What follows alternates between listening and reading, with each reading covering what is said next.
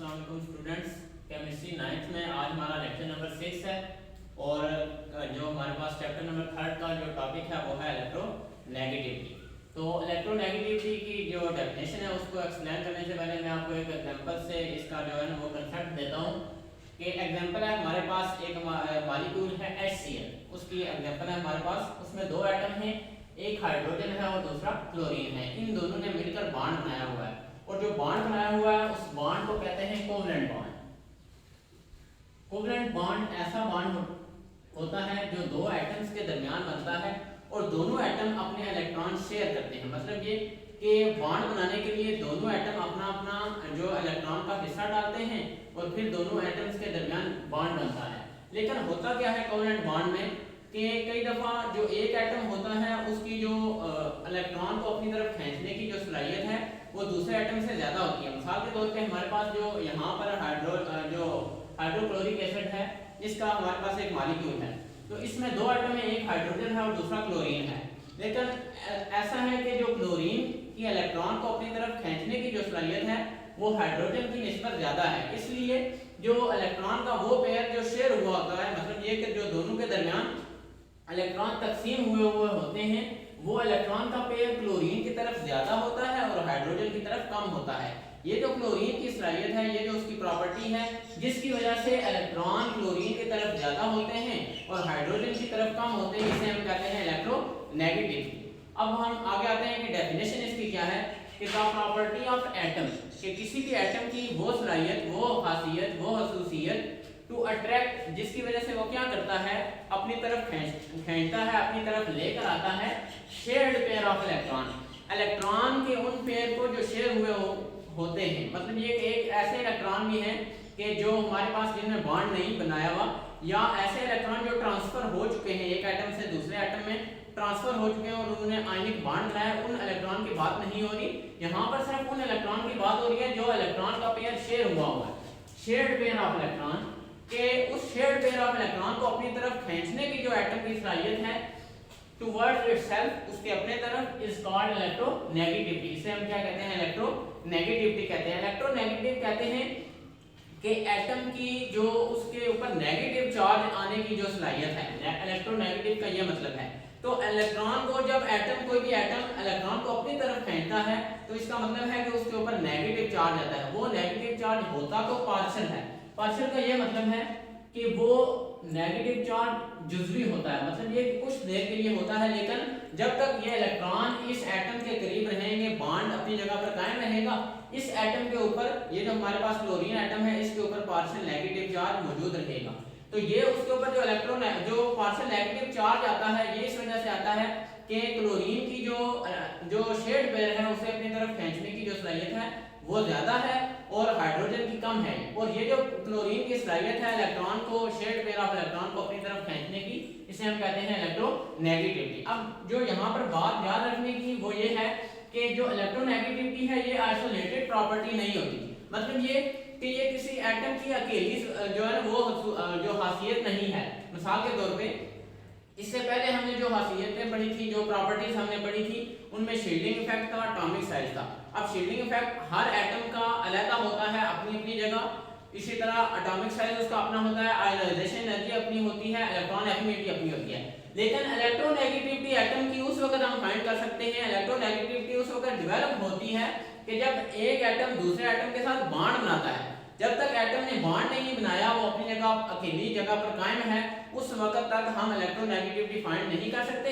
और दूसरी बात यह है कि उस वक्त तक इलेक्ट्रोनेगेटिविटी डेवलप भी नहीं होती है। इलेक्ट्रोनेगेटिविटी डेवलप उस वक्त होगी कि जब एक एटम दूसरे एटम के साथ बॉन्ड बनाएगा, इसलिए कि ये आइसोलेटेड प्रॉपर्टी नहीं है, मतलब ये कि ये अकेले किसी भी एटम की प्रॉपर्टी नहीं है। ये एटम की प्रॉपर्टी उस वक्त बनती है कि जब एटम किसी दूसरे एटम के साथ बॉन्ड बनाता है, और बॉन्ड भी कौन सा बनाता है? कोवेलेंट बॉन्ड बनाता है।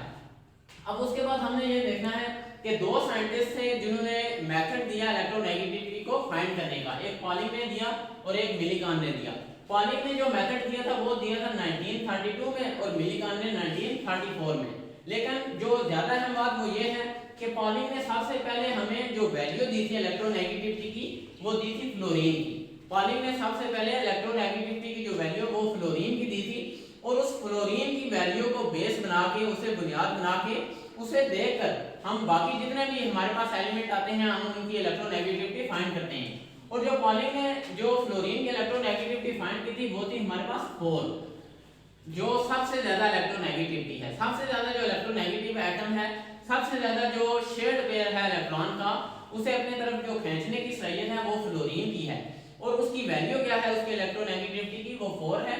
और ये जो वैल्यू है ये फाइंड की थी पॉलिंग ने। दो साइंटिस्ट थे, पॉलिंग और मिलिकॉन, दोनों ने क्या किया कि इलेक्ट्रोनेगेटिविटी फाइंड करने के जो मेथड है उन्होंने वो डिस्क्राइब किया। लेकिन पॉलिंग ने सबसे पहले फ्लोरीन की इलेक्ट्रोनेगेटिविटी फाइंड की और वो इलेक्ट्रोनेगेटिविटी थी 4। और जो फ्लोरीन है ये सबसे ज्यादा इलेक्ट्रोनेगेटिव जो है एलिमेंट है, 4 सबसे हाईएस्ट वैल्यू है इलेक्ट्रोनेगेटिविटी की। अब इसके बाद हमें ये देखना है कि इलेक्ट्रोनेगेटिविटी है उसका ट्रेंड क्या है पीरियोडिक टेबल में, कैसे वो पीरियोडिक टेबल में चेंज होती है। तो सबसे पहले हम देखते हैं कि वेरिएशन इन ग्रुप के इलेक्ट्रोनेगेटिविटी जो ग्रुप में कैसे चेंज होती है, उसका ट्रेंड क्या है, वो आया कि डिक्रीज होती है या इंक्रीज होती है। तो इलेक्ट्रोनेगेटिविटी वो डिक्रीज इन ग्रुप, वो जो ग्रुप में क्या होती है, डिक्रीज होती है। उसकी वजह क्या है, उसके फैक्टर क्या है, उसका फैक्टर एक ही है कि ग्रुप में हमें पता है कि एटम का साइज क्या होता है, डिक्रीज होता है। एटम का साइज क्या होता है, डिक्रीज होता है, क्योंकि हमारे पास जो न्यूक्लियस के ऊपर जो चार्ज है वो काफी जो है वो बढ़ रहा है, इसलिए क्या होता है कि एटम का साइज डिक्रीज होता है। तो जब एटम का साइज हमारे पास डिक्रीज होता है तो इसकी वजह से क्या होता है कि इलेक्ट्रॉन को जो एक एटम को दूसरे एटम के जो शेयर्ड पेयर उसके साथ इलेक्ट्रॉन है उन्हें अपनी तरफ खींचने के लिए बहुत कम जो है एनर्जी दरकार होती है, उसे बहुत कम एनर्जी दरकार होती है। इसलिए हमारे पास जो इलेक्ट्रोनेगेटिविटी की वैल्यू है वो ग्रुप में डिक्रीज होती है। उसकी वजह यह है कि जैसे ही एटम का साइज जितना कम होगा, जो हमारे पास एटम को इतनी ही कम एनर्जी चाहिए होगी दूसरे एटम के साथ जो उसने इलेक्ट्रॉन शेयर किए हुए हैं उन्हें अपनी तरफ खींचने का। मिसाल के तौर पे हमारे पास हाइड्रोजन है, इसके अंदर एक ही जो है इलेक्ट्रॉन होता है, तो उसका साइज कम है, इसकी वजह से क्लोरीन को कम एनर्जी चाहिए कि वो जो इसके साथ जो उसने शेयर किए हैं इलेक्ट्रॉन, उन इलेक्ट्रॉन को अपनी तरफ वो खींच सके। लेकिन इसकी बनिस्बत अगर हमारे पास हाइड्रोजन का जो उसने बॉन्ड बनाया हुआ है वो बनाया हुआ है फ्लोरीन के साथ। अब जो उसने फ्लोरीन के साथ बॉन्ड बनाया, क्योंकि फ्लोरीन के साथ फ्लोरीन की इलेक्ट्रोनेगेटिविटी इसलिए ज्यादा है क्योंकि फ्लोरीन का साइज क्या है वो कम है, तो साइज कम होगा इलेक्ट्रोनेगेटिविटी ज्यादा दरकार होगी। तो ये बात आपने याद रखनी है। अब हम देखते हैं आगे एग्जांपल से जो 17 ग्रुप के कुछ एलिमेंट यहाँ पर लिखे हुए हैं। सबसे पहले लिखा हुआ है फ्लोरीन, तो फ्लोरीन की इलेक्ट्रोनेगेटिविटी है 4। मैंने आपको पहले बता दिया कि सबसे जो हाईएस्ट इलेक्ट्रोनेगेटिविटी है जो पीरियोडिक टेबल में वो फ्लोरीन की है। अब उसके बाद जो अगला एलिमेंट है वो है क्लोरीन, तो क्लोरीन की इलेक्ट्रोनेगेटिविटी है 3.2।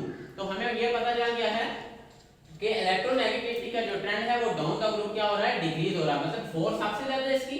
अब क्लोरीन की कम होगी है, वो क्या होगी है 3.2। अब उससे जो क्लोरीन से नीचे वाला जो एलिमेंट है, अब हम जो है डाउन द ग्रुप जा रहे हैं, तो उससे अगला एलिमेंट आता है ब्रोमीन, तो ब्रोमीन की आती है 3। तो देखें क्लोरीन की 3.2 थी, तो ब्रोमीन की क्या होगी है 3, वैल्यू क्या हो रही है, डिक्रीज हो रही है। अब आगे देखें आयोडीन है हमारे पास, आयोडीन की जो इलेक्ट्रोनेगेटिविटी की वैल्यू है वो है 2.7। तो ब्रोमीन की 3 थी, जो आयोडीन की क्या होगी है 2.7 होगी, उसकी वैल्यू भी क्या हो रही है, कम हो रही है।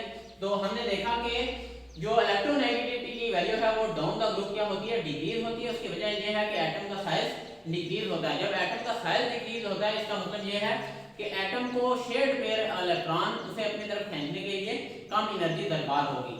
अब हम आगे देखते हैं कि हमारे पास कैसे जो इलेक्ट्रोनेगेटिविटी है वो पीरियड में चेंज होती है, उसका ट्रेंड क्या होता है पीरियड में। तो पीरियड में क्या होता है कि electronegativity increases in period. Period में जब हम लेफ्ट से राइट साइड पे जाते हैं तो हमारे पास इलेक्ट्रोनेगेटिविटी की वैल्यू क्या होती है, इंक्रीज होती है। अब उसकी क्या वजूहत है, उसकी पहली वजह यह है कि न्यूक्लियस के ऊपर चार्ज क्या हो रहा है, इंक्रीज हो रहा है। न्यूक्लियस के ऊपर चार्ज क्या हो रहा है, इंक्रीज हो रहा है। लेकिन हमें यह भी पता है कि पीरियड में इलेक्ट्रॉन जो अगला एलिमेंट आने वाला है उसके जो इलेक्ट्रॉन है वो उसी शेल में फॉल करते हैं, मतलब ये कि शेल जो है वो चेंज नहीं होता। मिसाल के तौर पे हमारे पास एक एलिमेंट है हाइड्रोजन। अब हमें पता है हाइड्रोजन का एक इलेक्ट्रॉन है। अब देखें ये फर्स्ट शेल में उसका इलेक्ट्रॉन वो लाइक आ रहा है। अब इससे जो अगला एलिमेंट है वो हमारे पास आता है हीलियम। अब हमें पता है हीलियम के 2 इलेक्ट्रॉन हैं। अब हीलियम के इलेक्ट्रॉन तो 2 हैं, लेकिन इसके जो इलेक्ट्रॉन है वो उसी शेल में फॉल कर रहे हैं जिसमें हाइड्रोजन के कर रहे थे। हाइड्रोजन के जो इलेक्ट्रॉन है वो भी फर्स्ट शेल में, हीलियम के जो इलेक्ट्रॉन है वो भी फर्स्ट शेल में है। लेकिन न्यूक्लियस के ऊपर चार्ज बढ़ रहा है लेकिन इलेक्ट्रॉन उसी शेल में रह रहे हैं। अब उसकी वजह से क्या होगा कि electron can not shield effectively due to same shell, कि इलेक्ट्रॉन क्या होंगे, उन्हें शील्ड अच्छे तरीके से नहीं किया जा सकता। मतलब ये कि उन्हें न्यूक्लियस जो अपनी तरफ खींच रहा है हम उन्हें उससे बचा नहीं सकते, अच्छे तरीके से बचा नहीं सकते, क्योंकि इलेक्ट्रॉन एक ही शेल में, जितने ज्यादा इनके इर्द गिर्द शेल होंगे इलेक्ट्रॉन न्यूक्लियस की तरफ उतने ही कम खींचने होंगे, जितने इनके इर्द गिर्द न्यूक्लियस के इर्द गिर्द जितने कम शेल होंगे जो न्यूक्लियस है वो इलेक्ट्रॉन को उतना ही ज्यादा अपनी तरफ खींचेगा। अब इसकी वजह से क्या होगा कि न्यूक्लियस के ऊपर चार्ज बढ़ रहा है और वो चार्ज काम नहीं कर रहा है। वो काम इसलिए कर रहा है कि क्योंकि इलेक्ट्रॉन एक ही शेल में फॉल कर रहे हैं। इसकी वजह से क्या होता है कि न्यूक्लियस के ऊपर जो चार्ज है, जो न्यूक्लियर चार्ज है हमारे पास, वो अट्रैक्ट करता है शेयर्ड पेयर ऑफ इलेक्ट्रॉन।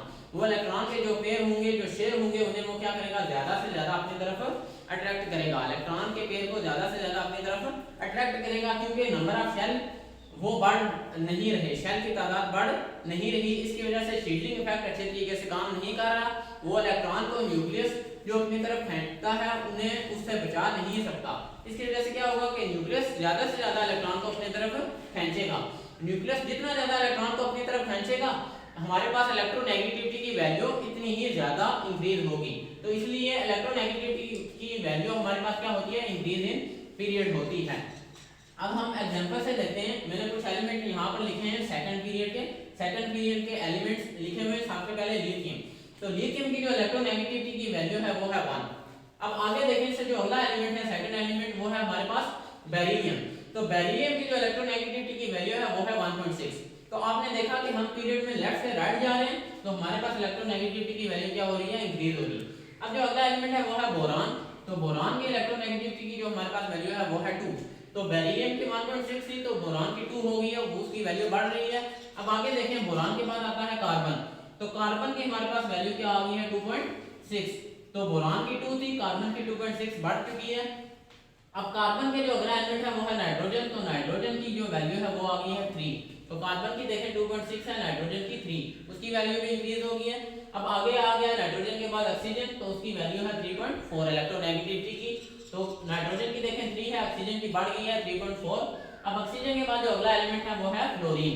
तो फ्लोरीन की इलेक्ट्रोनेगेटिविटी की वैल्यू है 4 और हमें पता है कि फ्लोरीन की इलेक्ट्रोनेगेटिविटी की वैल्यू सबसे ज्यादा है। तो आज हमारा ये टॉपिक था इलेक्ट्रोनेगेटिविटी के कैसे जो किसी भी एटम की जो सलाहियत है वो इलेक्ट्रॉन को अपनी तरफ खींचने की, हम उसे कैसे प्रेडिक्ट कर सकते हैं, कैसे मालूम कर सकते हैं और उसका किसी भी एटम की जो स्ट्रक्चर है उस पर क्या असर होता है। तो हमने ये पढ़ा कि जो प्रॉपर्टी है किसी भी एटम की इलेक्ट्रॉन को जो अपनी तरफ अट्रैक्ट करने की, कौन से इलेक्ट्रॉन जो शेयर हुए हों, मतलब ये कि जो कोवलेंट बॉन्ड में जो इलेक्ट्रॉन शेयर होते हैं हम उनकी बात कर रहे हैं। उन इलेक्ट्रॉन को अपनी तरफ खींचने की किसी भी एटम की जो सलाहियत है उसे हम कहते हैं इलेक्ट्रोनेगेटिविटी।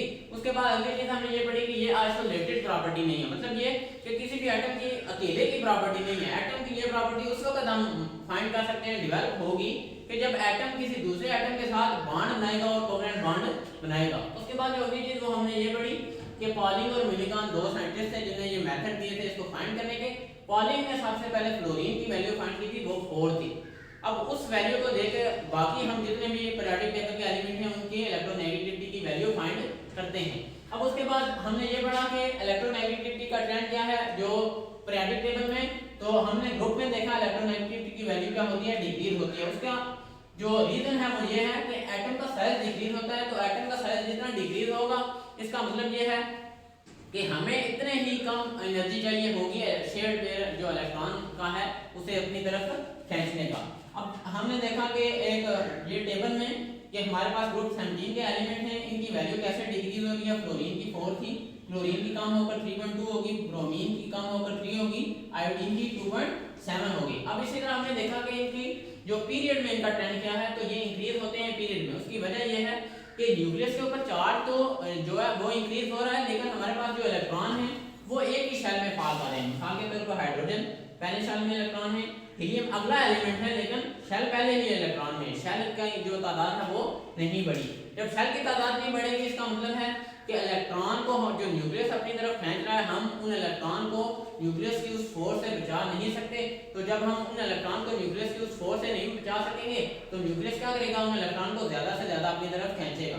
न्यूक्लियस जितनी ज्यादा फोर्स से अपनी तरफ खींचेगा हमारे पास इलेक्ट्रोनेगेटिविटी की वैल्यू इतनी ही इंक्रीज होगी। तो हमारे पास कुछ एलिमेंट थे सेकंड पीरियड के, हमने देखा कि उनकी वैल्यू कैसे इंक्रीज हो रही है जब हम लेफ्ट से राइट साइड पर जा रहे हैं पीरियोडिक टेबल में। देखें लिथियम है उसकी 1 है, बेरिलियम की उससे ज्यादा, बोरान की उससे ज्यादा, कार्बन की उससे ज्यादा, नाइट्रोजन की, ऑक्सीजन की उससे भी ज्यादा और फ्लोरीन के सबसे ज्यादा। तो इलेक्ट्रोनेगेटिविटी की वैल्यू क्या हो रही है, इंक्रीज हो रही है। तो स्टूडेंट्स आज हमारा जो टॉपिक था इलेक्ट्रोनेगेटिविटी का, तो उम्मीद है आपको इंशाल्लाह इसकी समझ आ चुकी होगी। अगर आपको नहीं समझ रही तो आप कमेंट्स में जो क्वेश्चन पूछ सकते हैं। अल्लाह।